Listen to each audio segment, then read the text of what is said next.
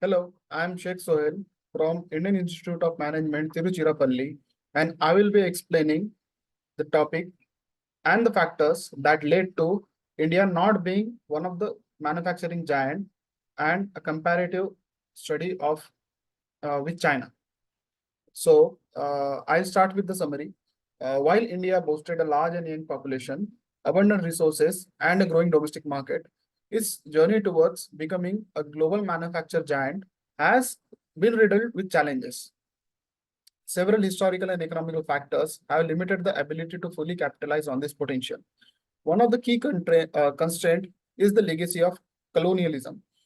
British Raj focused on extracting raw materials to fuel British industries rather than fostering domestic growth.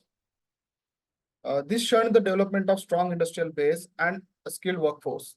Post-independence, the initial focus of the Indian government was on import substitution and prioritizing self-sufficiency over global competitiveness. This inward-looking approach shielded domestic industries from advancements. Indian companies lacking the pressure to compete on the global scale became accustomed to producing goods that were often of inferior quality and higher in cost compared to international offerings. So deep dive into the first factor, that is of colonialism, the British Raj policies actively discouraged the development of domestic manufacturing sector in India. To meet the raw material needs of British industries, colonial administration focused solely on cultivating cash crops like cotton and indigo. Local industries producing textiles, handcrafts, and other goods were deliberately crippled through unfair trade practices and discriminatory taxes. Further factors is the limitation of import substitution in post-independence. In the decades following independence, the Indian government pursued an import substitution policy. The aim was to reduce reliance on foreign imports by encouraging domestic production of a wide range of goods. While this strategy led to establishment of some basic industries, it also created a sheltered environment where domestic companies face limited competition. This lack of competitive pressure resulted in inefficiencies and reluctance to adopt modern technologies. Indian manufacturers became accustomed to producing goods that meet minimum domestic standards.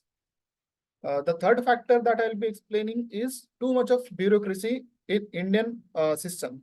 India's complex regulatory environment and bureaucratic red tape created a bottleneck for the businesses. Setting a factory or navigating this labyrinth system of permits can be time-consuming and expensive audit. This discourages foreign investors and stifles domestic entrepreneurship.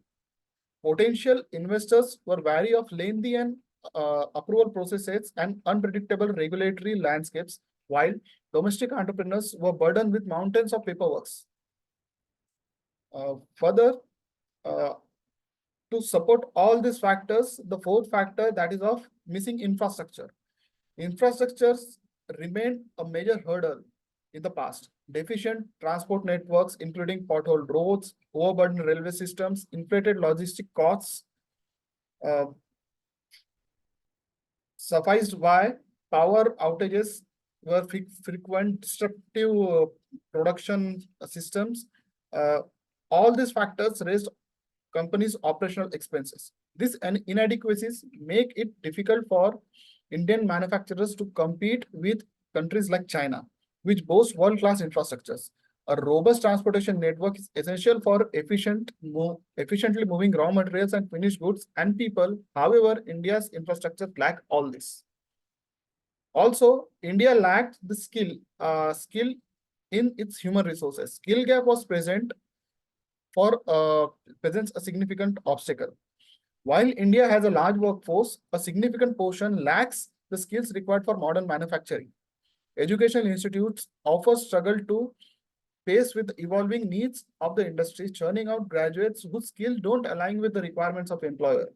This mismatch between skills and job requirement of the employers led to hindering productivity and innovation. Manufacturers are often forced to invest heavily in on-job training, which eats their profit and limit the ability to compete on global scale.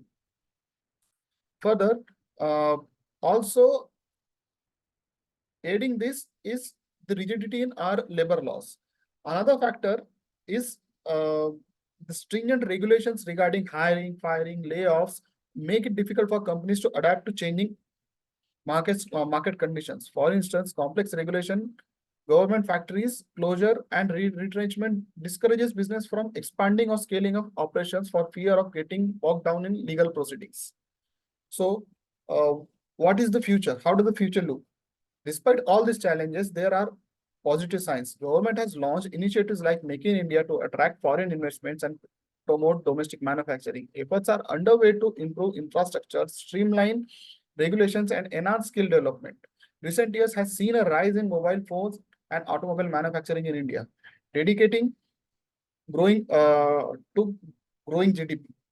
While challenges remain, India is taking steps to address them and position itself as a major player in global manufacturing landscape.